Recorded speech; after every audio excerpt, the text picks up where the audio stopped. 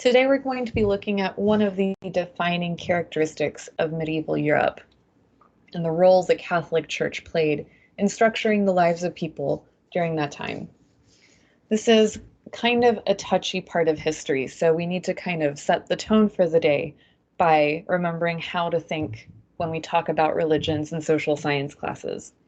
As social scientists, our job is to understand how religious beliefs, religious ideas, and religious institutions shaped the human story, human history, what effect they had. And to do that, we understand religions on secular terms. That means we don't touch the question of which religion is correct or which religious beliefs are better than others. That's not a question we can answer with social studies. Instead, we look at the effects on the world of these institutions that were built and run by human beings, right? The Catholic Church being one of them.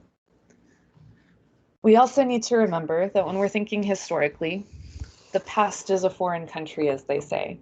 We might find a lot to recognize in different parts of history. We might even identify with parts of it. For example, the religion and the institution that we're going to talk about today is one that is shared by many, many people the world over. However, we always have to remember to think in the context of the time. And it's hard to imagine a time and place more different than our lives now than medieval Europe. Just in terms of what religious belief meant to people back then and how they lived it. It's very different from modern religious belief and how that exists in our lives today, or doesn't, depending on your choice.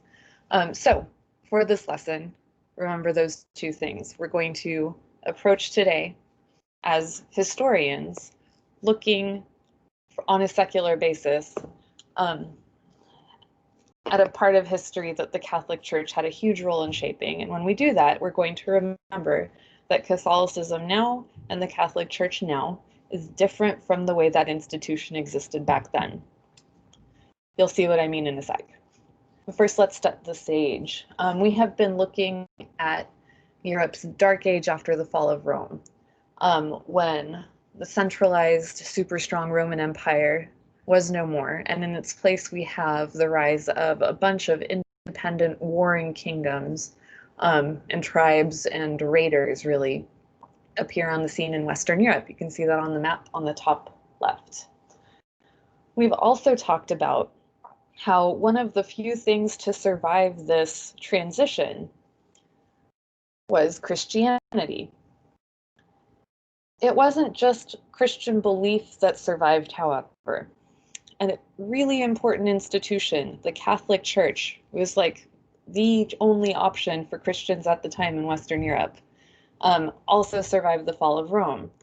And the Catholic Church was kind of organized in a way that we'd expect more of a state to be. It had a really clear hierarchy with the Pope at the head of the church, and really clearly defined roles for all of its members. You can see a really mini version of that hierarchy on the bottom middle of the slide, but it's more complicated than that. But anyway, what I'm getting at is the Catholic Church was an institution that was organized and structured in a way that almost nothing else was during this time period. And that it survived had really important implications. It could use that structure and organization to provide order and some services to people in Europe, but it could also use that structure and organization to carry out some pretty brutal methods of enforcing its belief system. And we're going to be learning about both of those things today.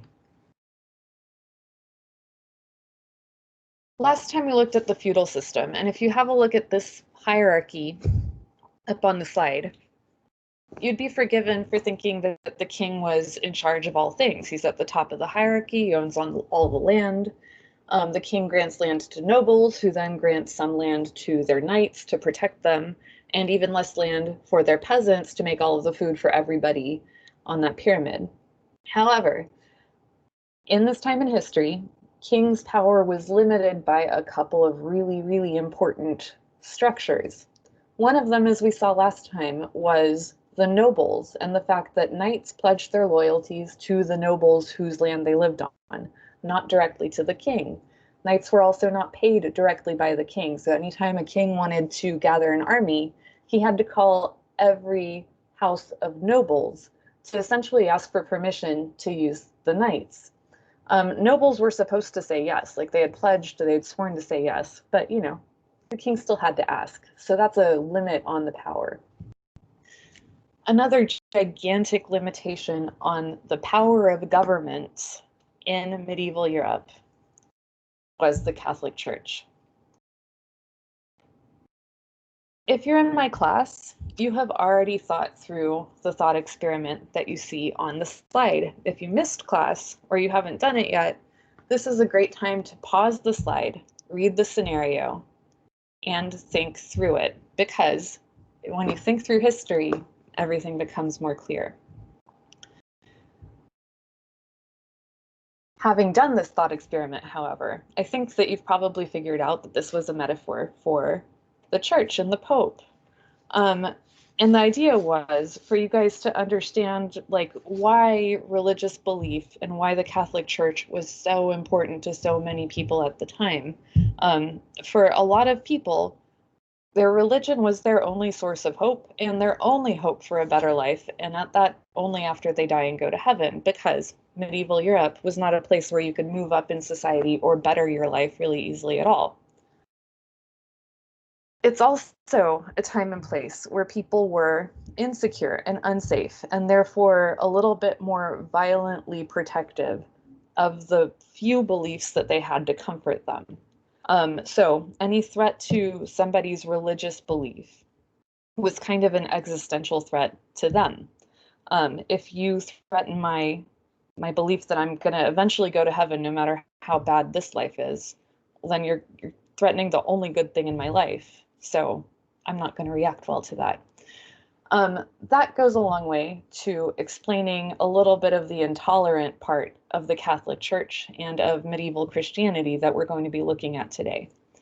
The church had nearly total control over the population, not formal control. There was no state that had the Pope or the Catholic Church as the head of government. But in terms of having control over the most important idea that meant something to people at the time, the church was incredibly powerful. Tragically, the church was also very intolerant of different beliefs. And when I say intolerant of this context, I don't mean it just didn't like people who were different. I mean, it would torture people and kill people who did not fall in line with what the Catholic Church was professing or who threatened it. We're going to get into more of that in a sec. If you're in my class too, you have likely thought through a bunch of these guiding questions about politics and religion that I had you kind of use your inference part of your brain to think through the other day. If you missed class, pause the slide here and see how much of this you can piece together just by, logic and critical thinking. The point is that politics and religion in medieval Europe are super closely related. Partly because the power of government was super weak. Kings were weak in the Middle Ages for a couple of reasons. Like we just talked about, the fighting men of the country are pledged to noble families, so he has to call them when he needs an army, so his power is not absolute. It's not like he has his own army. The power was also limited by the Catholic Church's hold over the general population's belief system. This alone had some pretty big implications. First, weak kings led to instability and insecurity in society and harsh punishments because, as we know from various different experiences, when authority figures are weak, they tend to rely on being really heavy-handed with punishment in order to keep control. Instability and insecurity can also lead to superstitious or significantly less than rationalist beliefs because they can give people a sense of control and certainty in an uncertain world. Safety was people's primary concern back then. And that meant also that society was generally a lot more suspicious of outsiders because they saw potential threats as everywhere. Suspicion of outsiders, in turn, led to intolerance and a total lack of cultural diffusion from the other parts of the world that we've been learning about, which meant that there was like little to no improvement in people's daily lives that came from like an invention from somewhere else or anything like that. Finally, roads definitely were not safe. And so unless people planned to travel with a ton of protection like you could do if you were a king or a noble, most people didn't travel far from home anymore. And that further limited their worldviews because that meant that they weren't exposed to different ways of doing things and different thoughts and different ideas. Also, it also meant that long distance trade essentially came to a halt, especially if you compare it with Rome, because it was way too risky. On the religious side, everybody was Christian and believed that the only way to get to heaven was through the Catholic Church.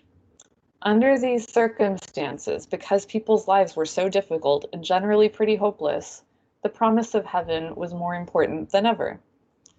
Part of that belief system involved paying tithes, which are like a tax to the church, and people believed that their salvation depended on it.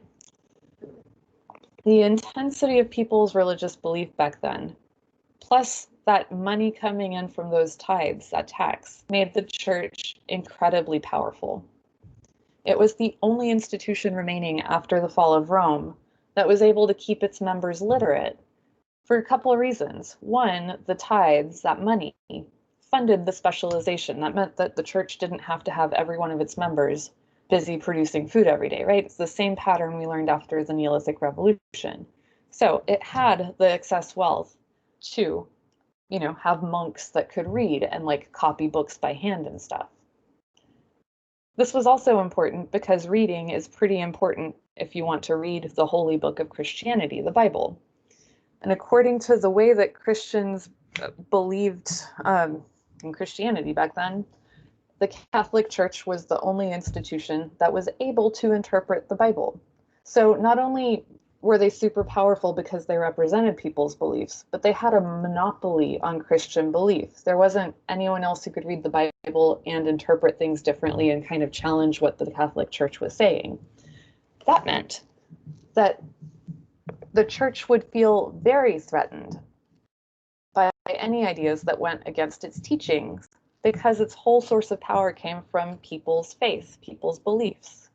So a threat to that faith was an existential threat to the church. Therefore, the church would react to ideas that went against its teachings badly. And by badly, I mean torture. We'll get to that. The church could influence politics and government without itself being head of any government because of its control over the belief system Europeans subscribed to. It was a source of legitimacy to the king. This is an old idea. Remember, like ever since government's founded, generally, we've been learning that there's usually a religious belief system that kind of sanctifies or justifies or legitimizes the authority of government.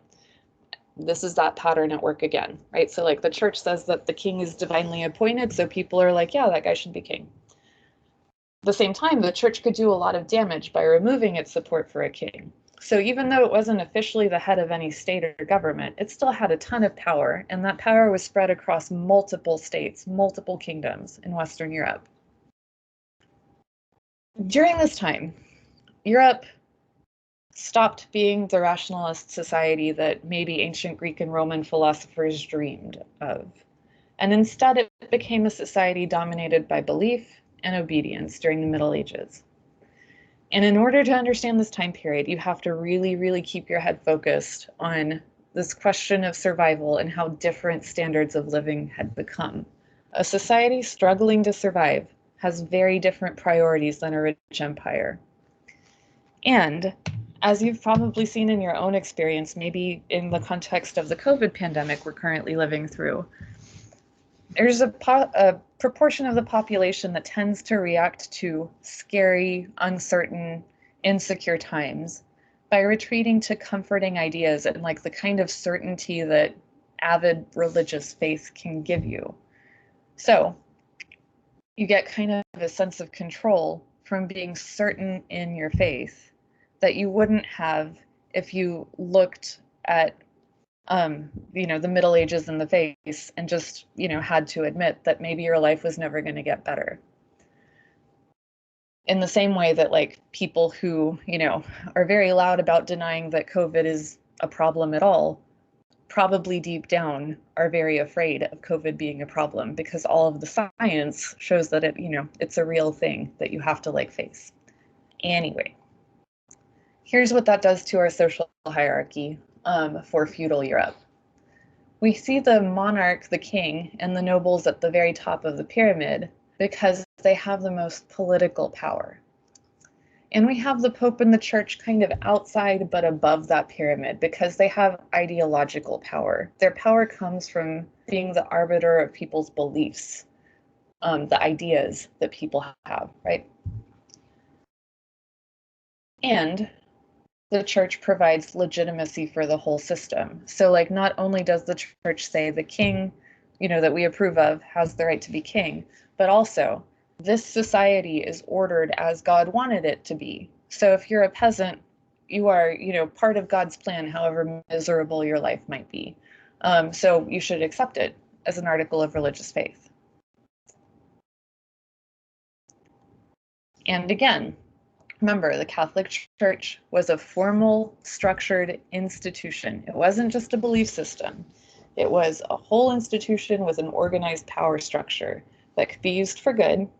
It could be used to keep political control and provide some sort of stability in pretty crazy times. And it could be unleashed to organize the darker parts of this history. The Inquisition, for example, which we're about to talk about. First, let's get to the key points.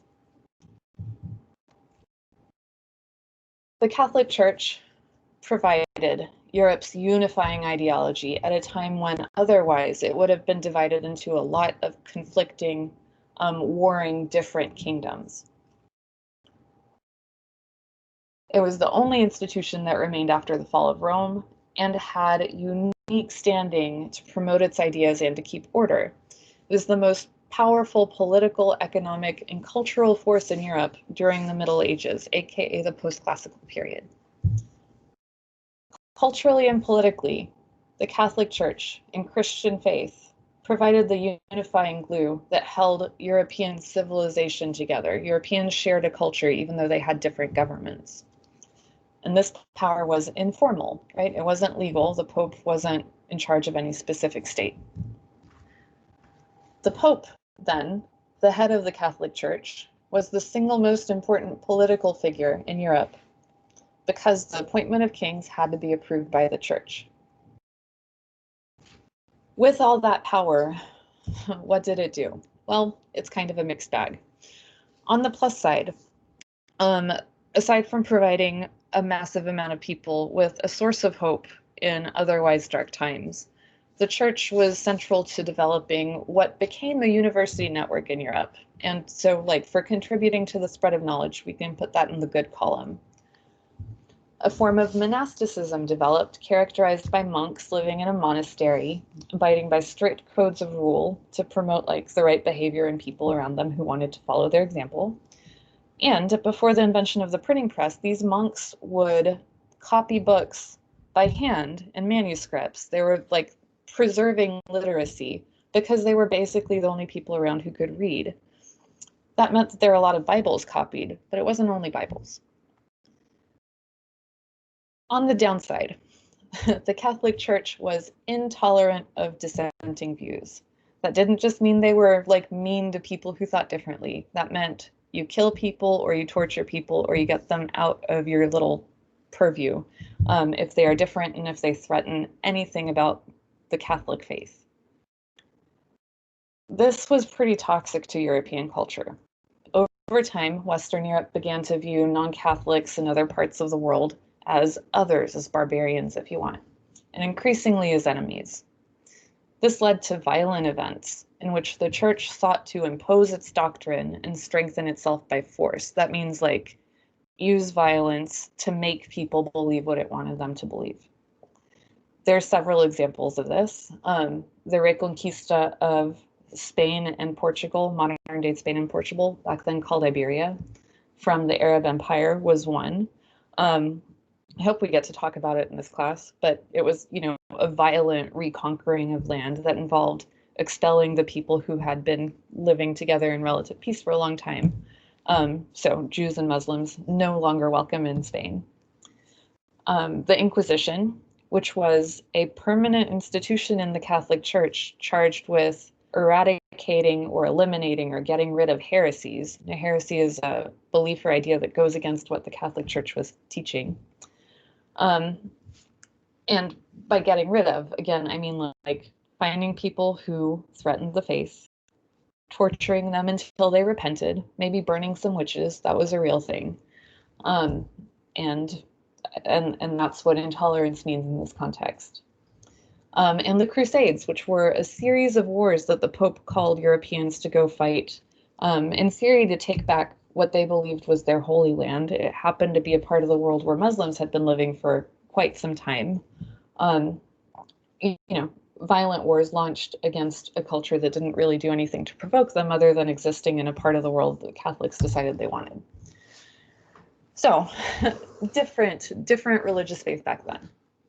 And just kind of as a coda, or as a, finishing thought on this part of history, we've got to remember that faith was different back then for so many reasons. One way to remember this is it's hard to choose my words for this. Okay, so back then, people, Catholics, they didn't just believe in Jesus and God and stuff. They prayed also to saints. Catholics still believe in saints. Saints were often people who had died for their religious belief, or represented something significant of value to the Catholic faith. And back then, people would pray to saints, but also collect their body parts, like dead bodies. So they're called relics. And I'm saying a lot because this is really hard to explain in a PG sort of way. But the point is, right, we in our modern age, even the most devout Catholic probably doesn't have, I don't know, the bones or the teeth of Saint Cuthbert lying around their house that they pray to and touch for good luck.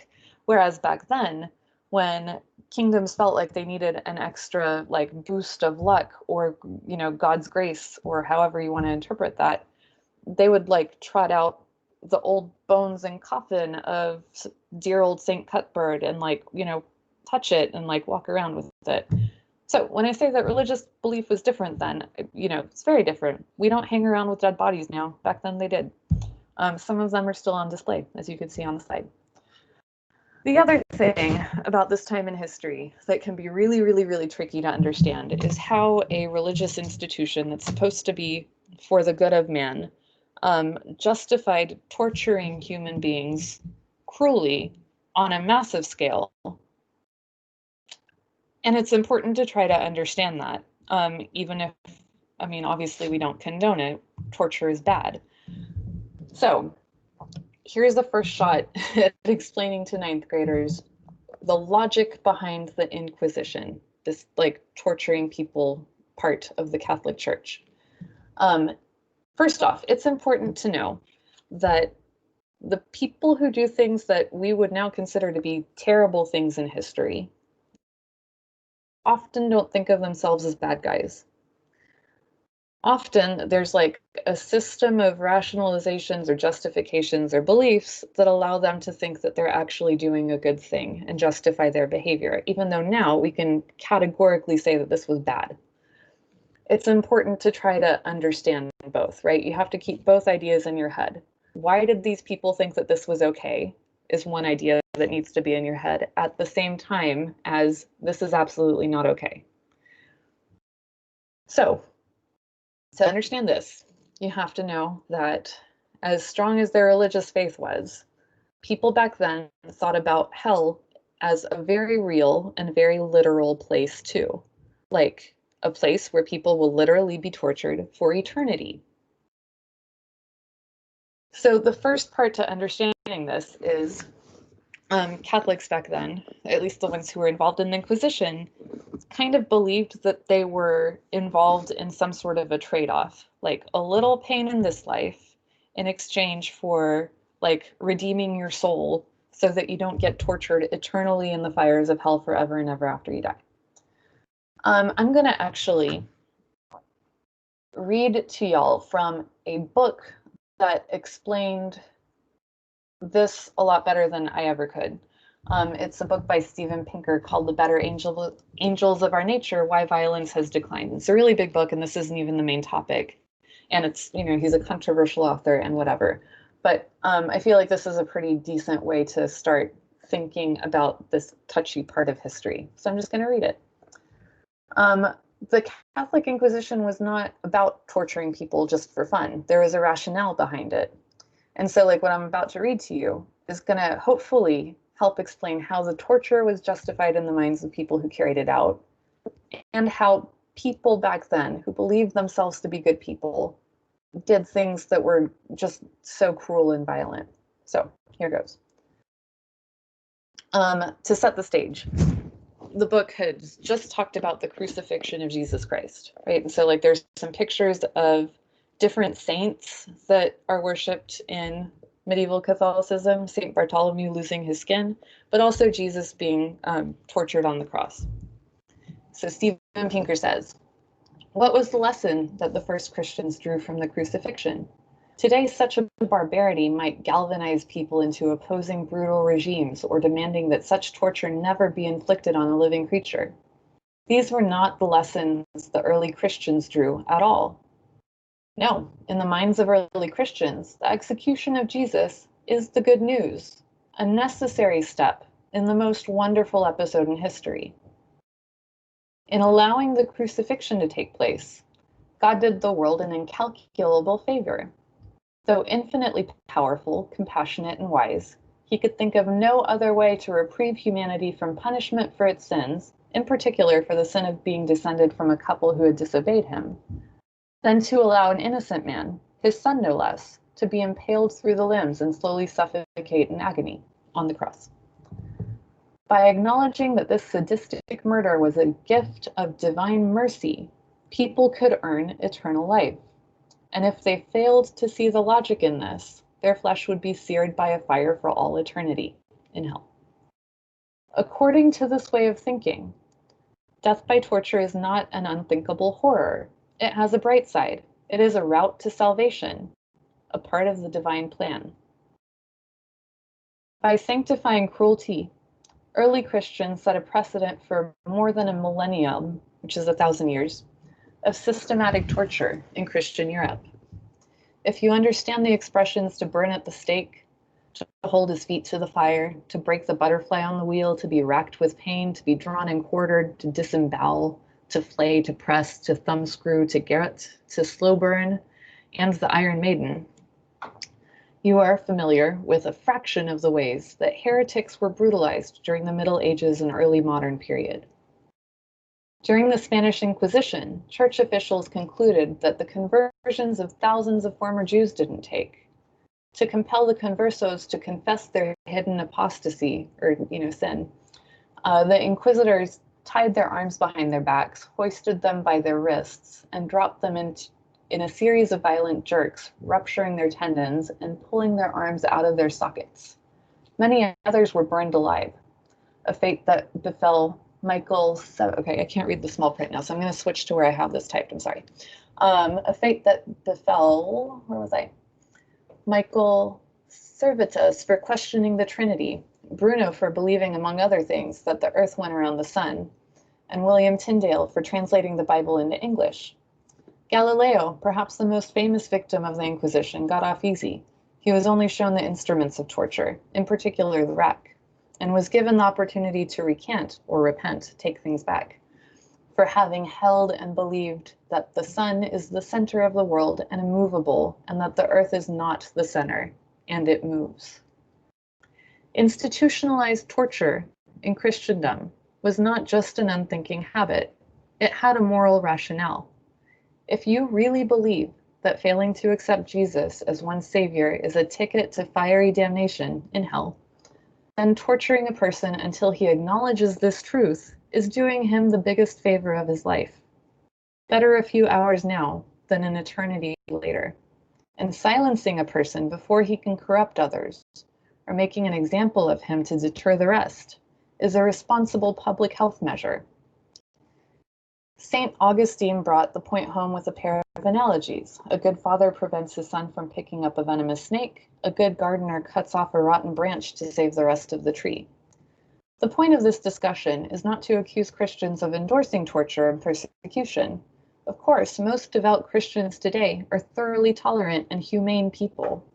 Even those who thunder from televised pulpits do not call for the burning of heretics alive or hoisting Jews on the strappado. The question is why they don't.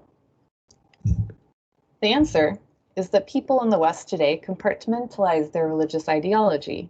When they affirm their faith in houses of worship, they profess their beliefs that have barely changed in 2,000 years. But when it comes to their actions, they respect the modern norms of nonviolence and toleration. So, in conclusion, Catholicism was weird and in some cases great, in some cases terrible in the Middle Ages. And it's a very different form of Catholicism and Christianity than you see today. And that difference, in my mind, is kind of why history is worth learning to begin with.